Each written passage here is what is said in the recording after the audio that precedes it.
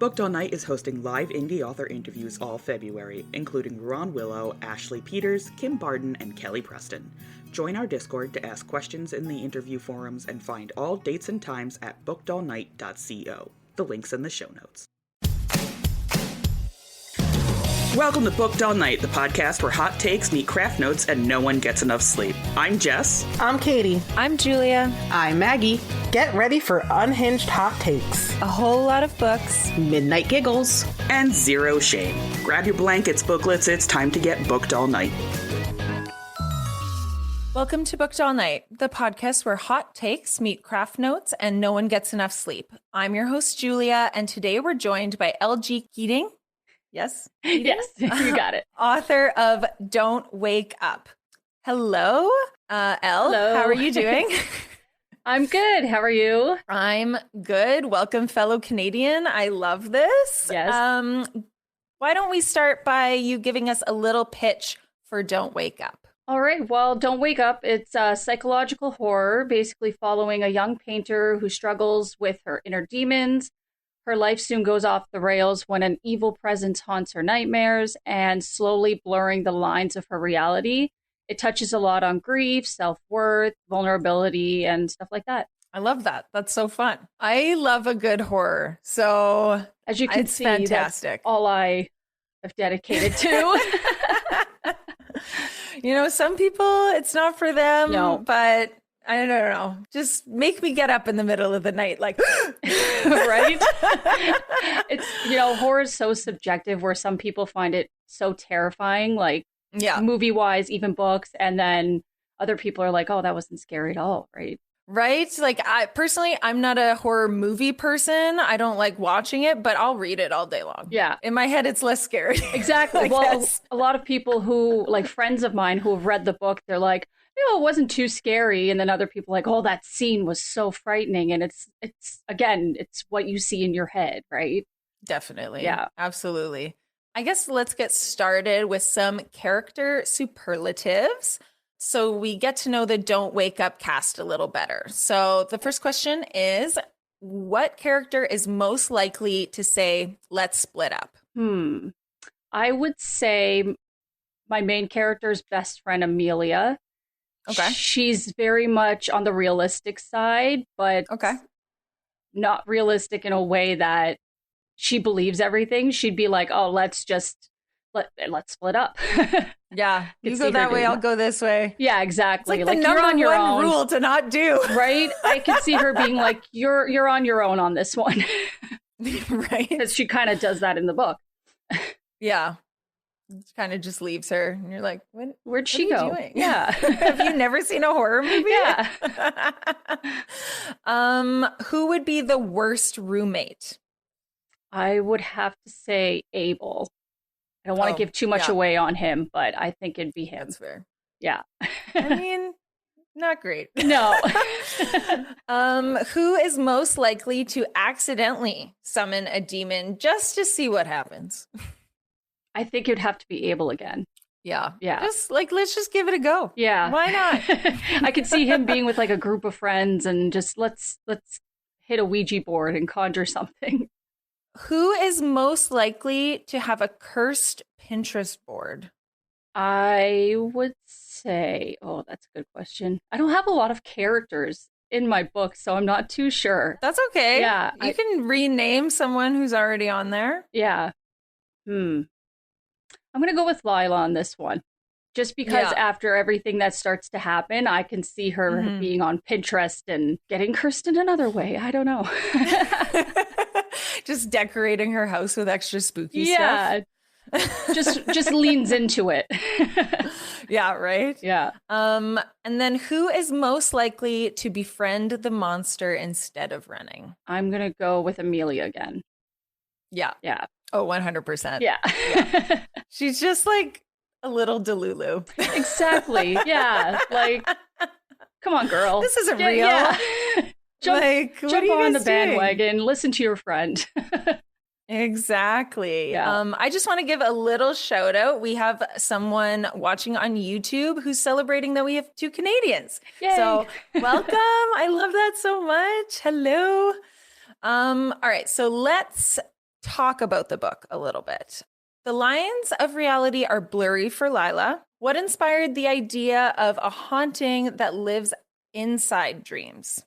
I've always been interested in the concept of nightmares. Like we've all had bad ones. I know I've had bad ones in the past where you just wake up and it's like, oh my God, that was so real. Like, what if 100%. that actually was real? What if you woke up and it just continued? Also, movies like Nightmare on Elm Street, definitely one of my favorites growing up. I think it was one of my first horror movies I watched, so that kind of ingrained in me. Okay. Yeah. I haven't seen that one. I've like I said, don't watch horror movies, read horror, but I've definitely heard about that one, and I'm like, that sounds terrifying. Too much for me. Not. Exactly. Or like, what do they call that one thing?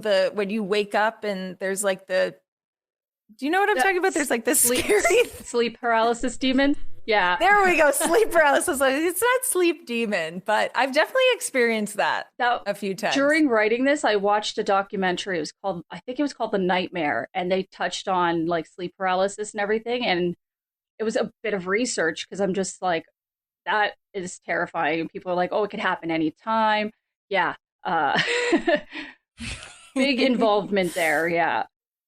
Definitely. I have 2 dogs, and I'll just lay there and be like, if there was something actually here, the dogs would be barking. Exactly. Yeah.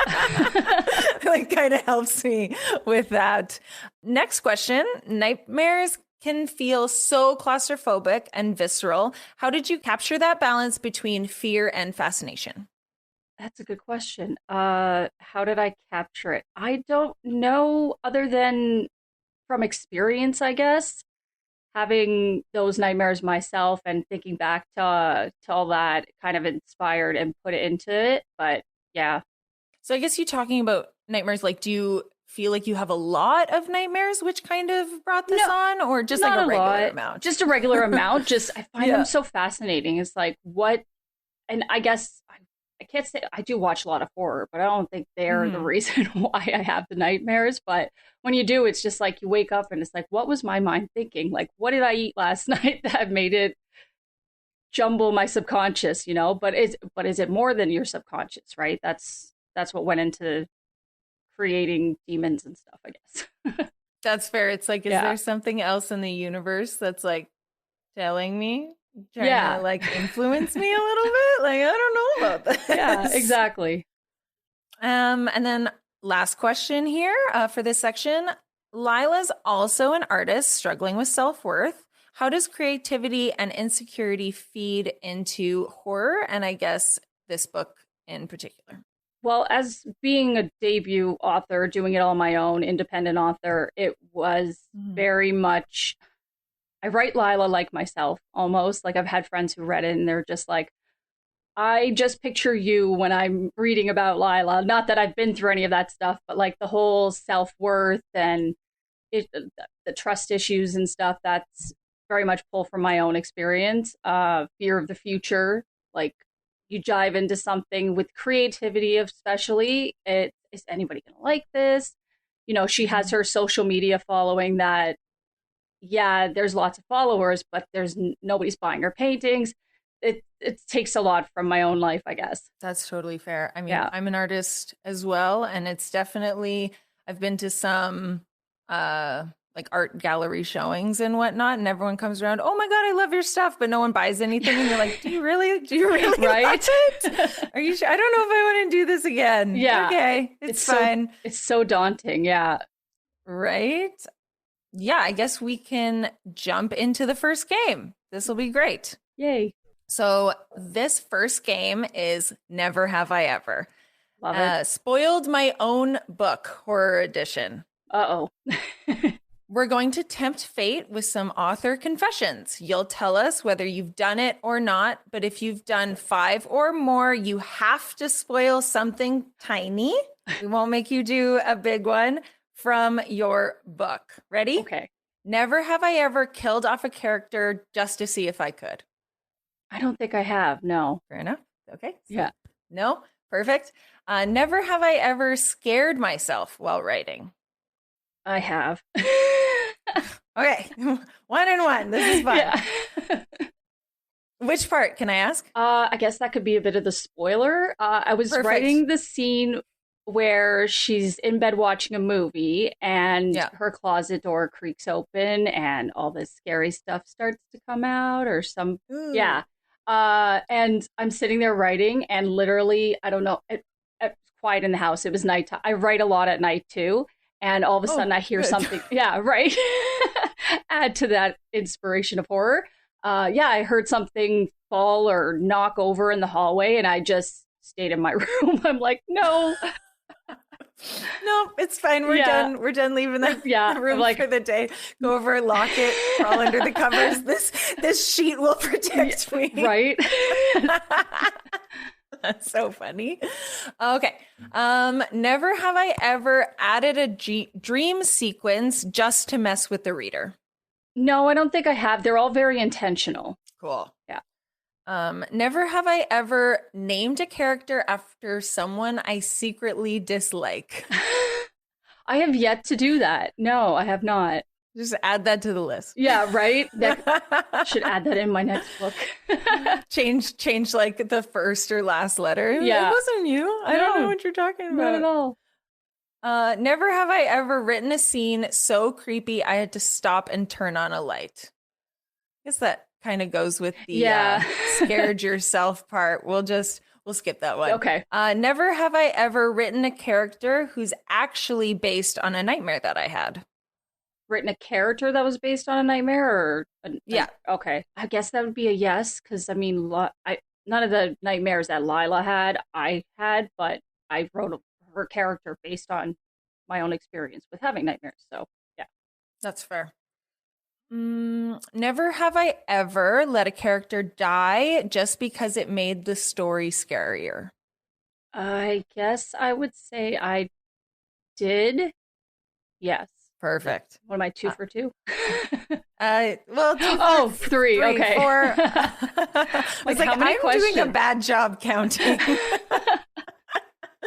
Never have I ever written a fake out death and immediately regretted it. No. No? No. You cut that one? Yeah. Never have I ever made a character suffer purely for pacing reasons. Yeah, I did. That's fair. Yeah. And never have I ever realized too late that I was the villain in my own draft.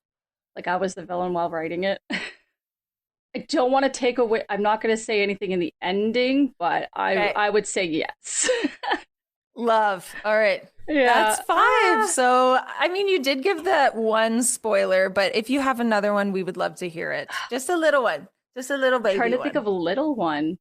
In the nightmare, obviously, even looking at the cover, it's a lot of forestry and that kind of stuff, and the bridge and crossing over the bridge. It's more hellfire, I guess. She jumps into that. Yeah. Again, I don't want to give too much away because obviously there's a twist, but it's all good. That's perfect. That was really fun. I love a good. I love that. Yeah. Me too. It's been a while since I've played that, so it was great. Right? Normally there's alcohol involved. Yeah. All right. So this is about your writing and craft. All right. Horror depends so much on atmosphere and pacing. What are some things you keep in mind to keep the tension going throughout the narrative? That one's hard because, especially in books, there's going to be a lot of filler. And so you need to watch your pacing, right? Obviously, you don't want it to be too dull and boring for like 2 chapters, 3 chapters on end. I try to make sure there's at least an event that happens like between 1 or 2 chapters just to keep that pace going. Yeah. It's always in the back of my mind. Yeah. Yeah. Like, I'm getting bored as the writer. Better throw something in there. Exactly. All right. What kind of fear fascinates you the most as a writer? I'd say like paranoia and isolation, which is a lot of this book, and it's built into my next one. Being isolated and being left alone, like when you're going through something so scary and traumatic and just everybody says you're crazy, like in this book, and just passes her off. it leaves you very isolated. That's what scares me. My next book that I'm writing is more slasher trope, and it's in a cottage. And again, it revolves around isolation, and I guess that's just my shtick. Well, yeah, I guess if you find that the scariest or the most scary, Yeah. that doesn't sound like proper grammar. Yeah, I guess that would be the thing you might lean into most, which I completely agree. Isolated fear, being alone, no one to help you. Or like, this is why the breaking up, you want to split up, you go one way. Absolutely. Yeah, not. exactly. It never works. No world. Or even like one of the scariest movies I've seen, like The Strangers, like being in those kinds of isolated situations, just terrifying. Absolutely not. No, thank you. Yeah. The trailers scared me. So. That was a big no. Right? Last question here for this section. How do you know when a story needs more space to breathe or more time to terrify? Again, I guess it would just be based off of like the pacing and tension of the book. I guess I don't like to write a lot of filler, so I keep it. Yeah, I just try to keep it going. A lot of like people who've read Don't Wake Up have asked or have reviewed it and said like it's very fast paced and it keeps you that kind of stuff on your toes. And I just keep it in mind that, you know, that's the kind of stuff I like to read. So I write generally the same way.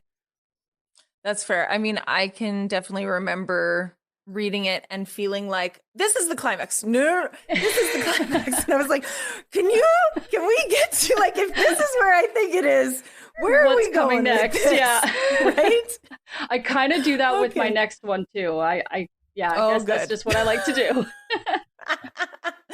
That's funny. All right, we're going to move into game 2. All right. So in this game, we're doing literary Would You Rather Nightmare Edition. All right. So would you rather never sleep again or sleep but always have nightmares? Sleep but always have nightmares. It's a nightmare. Unless it's like my book, you're going to wake up and be fine. That's fair. Would you rather be trapped in a Stephen King novel or a Jordan Peele movie? I wouldn't want to be trapped in a Stephen King novel. Yeah, nope. I'd have to go. That man's a little twisted. Yeah, so I guess I wouldn't want to be in a Jordan Peele movie either, but just ways to get out. Yeah.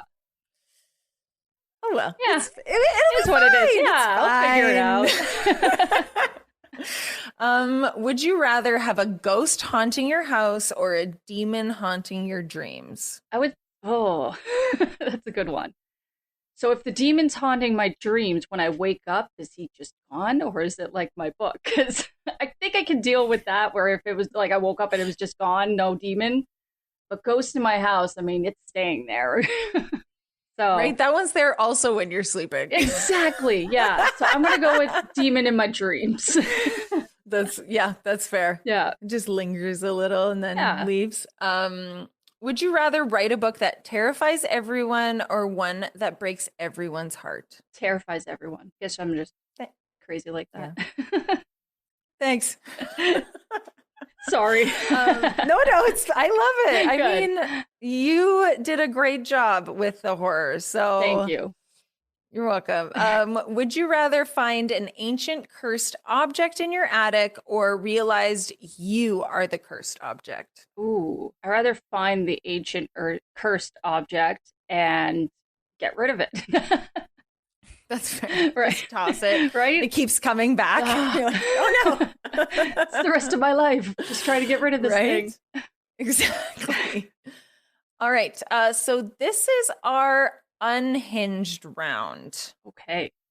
If Lila's entity could speak to you directly, what do you think it would say? Well, he's done it a few times. I think he would continue to say, let me in. Yeah. Oh, thank you. No, I'm okay. Thanks. Yeah. You wake up in your own story. What's your survival plan? See, I don't know if I would be fight or flight. I think for the most part, I'd be flight. And it would take off. I'd have no plan. Yeah, just Yeah, running just out of there. hope for the best. I don't know if I would survive my own books, to be honest. That's okay. Yeah. I mean, we all think we're going to be the ones that survive the zombie apocalypse. Yeah. And honestly, I would want to be the first one to die. I don't want to go through that. I'd rather not be a zombie or go through that. Yeah, exactly. Yeah, Watching the world just crumble and people turning on each other. No, thank you. No, thanks. I'm good. You can bring one horror icon to a sleepover with the Booked All Night crew. So you're hanging out, I guess, just with me in Canada somewhere. Yay. We'll meet in the middle. Yeah. I'm in Alberta. You're in Ontario. I guess we're going to Manitoba. Oh, yeah. Maybe not. Maybe not. So we can go Northern Ontario, maybe. Oh, perfect. I do like that plan better. Yeah. We'll go to Sudbury. Sudbury. There you go. In the summer. Yes. Yeah, I guess so. We bring one horror icon with us. Who are we inviting? And what snacks are we bringing to appease them? I'm gonna go with one of my two favorite horror characters. Nice. I'm gonna bring Chucky just to make it interesting. Wow. There he is right there. Oh, good. I'm so happy for you. This isn't like your bedroom, right? Like this is your office. You can close the door. Yeah. Like, oh no, he'd be going in a lock. He was a Christmas present. From who? My son. Who doesn't like, oh my gosh. Because your mom, I love you. Yeah. Oh, that's funny. What's your favorite Chucky movie? My favorites? I'm going to go with number 2. Just because I love the last scene, or the last scene where they're in the toy factory and there's all these Chucky dolls being made. It's great. Yeah, so good. I love that for you. I guess, so what snacks are we bringing to appease Chucky? What does Chucky like to eat? I don't know. Well, he's a doll. So let's bring him Doritos. I don't know. I feel like he'd like a Dorito. Yeah. He's coming to the sleepover, but we're making a salt circle. And he's yes, a salt circle. Right? Exactly. Last question is for anyone who helped you get the book out in the world. Agent, editors, publishers, beta readers, workshop partners, they all deserve thanks. So is there anyone you'd like to give a shout out to today? I've got a few. I'd like to shout out my editor, Sean Leonard. He was fantastic. He brought my manuscript to perfection. I'm working with him again on this next book, and I think he's somebody who I'll continue to work with. And my, I guess, beta readers, my friends who looked at the book before it even finished editing, were my friend Carrie, Alyssa, and Raquel. They have supported me throughout this and told me I can do it when I didn't believe I could. You know, when imposter syndrome hits and you think, oh, I can't do this. Nobody cares. They were the three friends. The self-worth thing. Yeah, exactly. They were the 3 friends who were like, you can do this. You will. And it was great. I did. I love that. Yeah. That's fantastic. Are you a full-time author now? Is that kind of That's my goal. To be a full-time author? Fantastic. Yeah. I'm still working a full-time job while writing, so it's a hard balance, but I've been able to figure it out. Like I said, I write a lot at night.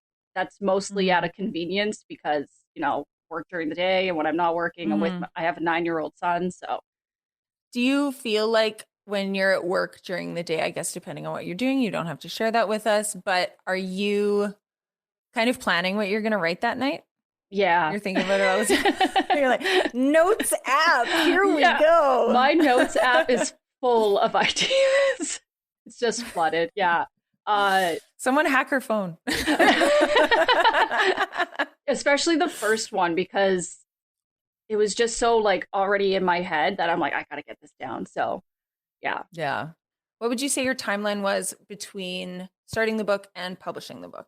So because I started in January, I can kind of gauge that. From January to October, it was 10 months. Wow. Yeah. I feel like that's fast. It is fast, yeah. But I mean, the concept of the story started in June of 2024. So I guess, but I didn't start fully writing it until January, which is why it was a little easier getting it out of my head because I already had the ideas. It was just, adding the filler, making the big scenes and stuff, right? But yeah, by the time I finished editing and getting it all done, it was maybe July, August, and then production and cover design, all that kind of stuff came after. That's awesome. I love that. Thank you. I mean, might as well like get it all out, right? There's a few authors that I really like that it's taken like so long for them even to think about the next book, and you're like, we're all waiting. Yeah, Just exactly. Go sit down. Just go sit down and write. What are you doing? Yeah. Get off social media. Come on. Right. Like, stop going to so many interviews. I'm done with this. And then I guess I just have another question for you. What made you want to write a book? This is your first book, and clearly you have a full-time job. So I've always loved writing. I started writing in high school, like short stories, essays. I always loved English class. And after high school, it was kind of like, I'm going to write a book. I'm going to be an author. That never happened, obviously. life gets in the way, Life right? got in the way, yeah. And just a few years ago, I actually got sober and started writing as therapy. Thank you. It's been 4 years now. And I started writing as therapy. I wrote during that time like a thriller sort of mystery book that will never see the light of day. Was not a fan of my own writing then, but yeah, I mean, it's definitely hard to get into it. I know when I first started podcasting, we recorded for an entire year before an episode saw the day, like the light of day. Yeah, like you have to hammer out all those nitty gritty things, and then finally feel the confidence. Have you always written horror? No, yes and no, not always. Obviously, I was big into thrillers more, but then I started getting really like bored of it because it was all very much the same, I guess, of who I was reading. So that's why I switched into horror in 2024, and I was like, this is my genre. This is what I know how to write. That's awesome. Is there any author that you pull a lot of inspiration, not inspiration, but are actively going back to when you are reading a horror or thriller book? My biggest one that pulled me back into horror was Grady Hendrix. I read Final Girl Support Group, and I was intrigued, and I read all of his books. And I'd say I don't take the same style as him, but yeah, anything he releases is an auto buy for me. That's awesome. Yeah, I like you know, we all have our number one fan author, and you just like can't wait for the next one. That's great. I'm sure there's going to be lots of fans of yours that just can't wait for that second book. And I guess with that second book, is there anything you'd like to share about it? Yeah. So the plan is it will be released in July. It's a summer slasher, female rage revenge story. Yes. Yeah. Oh yeah, this female rage. I'm sure you're writing it well. Oh, it was something I needed to write, I guess, because like I wrote this book, which it was more like she needed to be saved, whereas this one, she's the one saving everybody. That makes sense. And I love camp horror slashers like Friday the 13th and stuff like that. So yeah, I wanted to write one myself. The plan is July 14th will be the release date. Yeah. Do we have a name? Oh yeah. It's called Blood. No, that's okay. Yeah. It's called Blood on the Cottage Floor. Yeah. Okay. Okay. Sounds great. I just got a cover design done, and I'm looking to reveal it in like April. Have arcs set up in May. Yeah, I'm very excited. Did you use the same artist for this cover as you did before? No, I actually found another one. She was amazing. I think I'll be using her from now on, though. Like, I love my cover designer. But price was iffy for me. So that's so fun. I'm so excited for you, Thank especially you. like releasing a summer horror, you know, just as summer starts. That's so exciting. That's my thing with this is like I want to release when like the setting of my book is like in Don't Wake Up. It was very autumn, October, right? And so I was like, okay, Halloween release. And this one, summer slasher, you got to have it out in summer. Yeah. Yeah, for sure. And when did you say it was getting released to ARCs? Have you already chosen, I guess, ARC readers for that? Not yet. So I'm still planning it all out, but I'm hoping May, latest June. Mm-hmm. Yeah. Do you have a ARC sign up that people can go to, or are you picking your own sort of thing? I want to create a sign up, but I'm also letting like my Instagram followers, whoever wants to sign up, to DM me, because that'll be like first come, first serve, sure. But I will definitely be releasing a sign up probably in April. Well, I will be checking your Instagram. All right. Speaking of, do you want to share your Instagram handles or any of your social media? So I'm on Instagram, Threads, and TikTok. Across all of them, it's at horror.writer.l. Fantastic. Horror.writer.l. L. That's E-L-L-E. Yes. Yes. Not the letter L. First name L. Yes.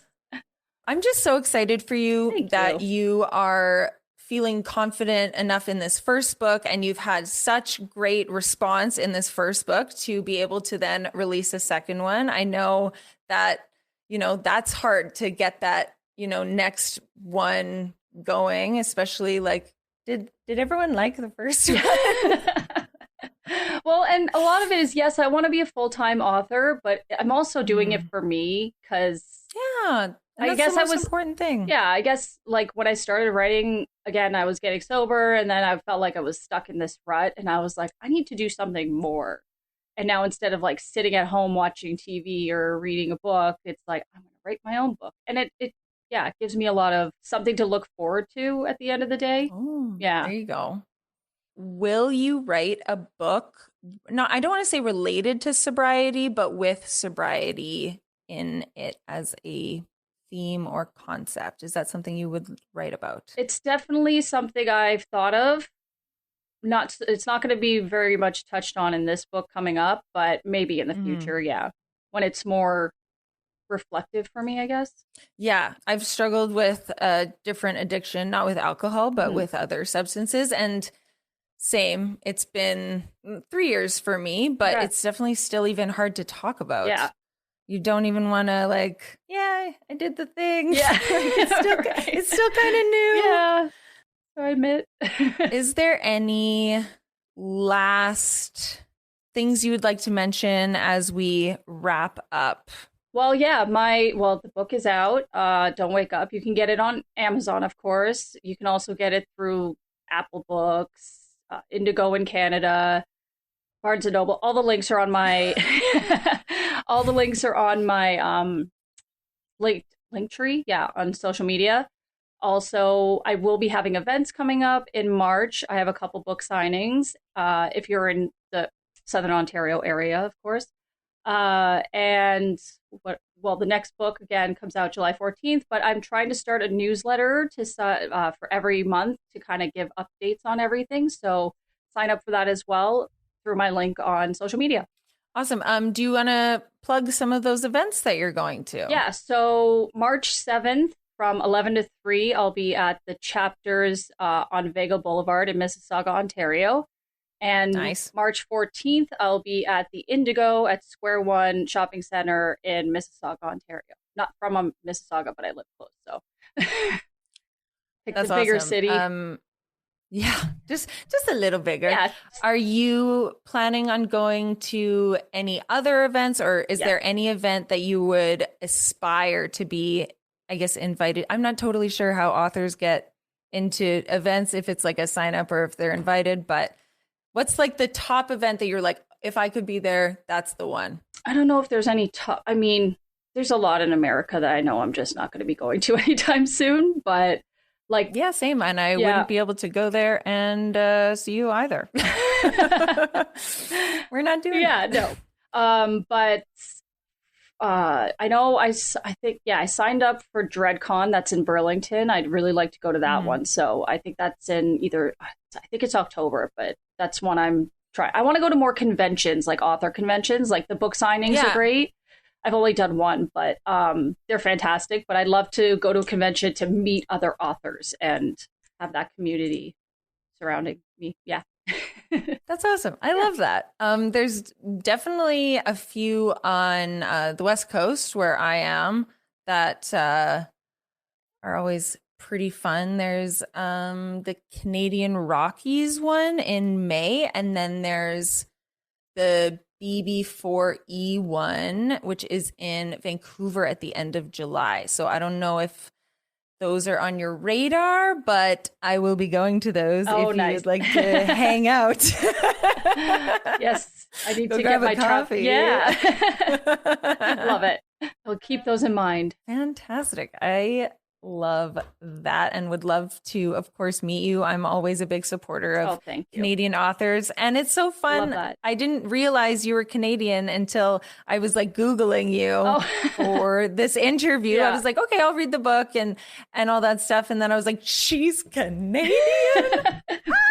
Bonus points. Exactly. Is your cottage book based in Canada? This Your one's next book not. coming out? Borderline. It's like Michigan. Yeah, fair enough. It's close enough. Yeah, I had to appease the vast majority of people who are reading my book, I guess. Right? That's fair. You're like, I guess I'll put you over here. It's like Canada light. Right. Awesome. I guess we're ready to wrap up. So that is a wrap on this episode of Booked All Night. We'd love for you to be a part of the conversation, so don't forget to rate the show, drop a comment, subscribe, and send us some fan mail. Booked All Night is produced by Rob Cook and his cats. So when you share an episode, be sure to tag us at Booked All Night Pod on Instagram and Threads and give us a shout out to our guy in the sound booth and demand cat pictures. For more updates and to check out the reading schedule and learn more about the upcoming interviews, visit bookedallnight.co. Until next time, booklets, this is Julia and Elle G. Keating signing off and reminding you to stay booked all night.